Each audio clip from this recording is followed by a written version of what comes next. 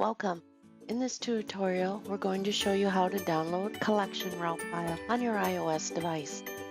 On the collector's iOS device, locate and open the CCX mobile app. Log in with username and password. On the main menu screen, tap on the File Transfer tile. Tap on the Download Data tile. You should see one file sent from the main office.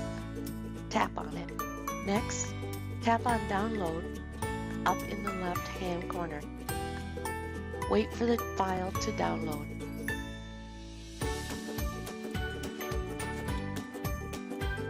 Tap on Main to go back to the main menu screen.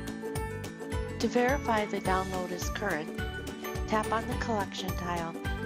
Type in Collector's Identification ID number and hit OK. Tap on a location to collect on. On a machine at that location, tap on the Information button for the machine. You will notice the last new date collected up in the right corner. Congratulations on completing downloading a collection route file.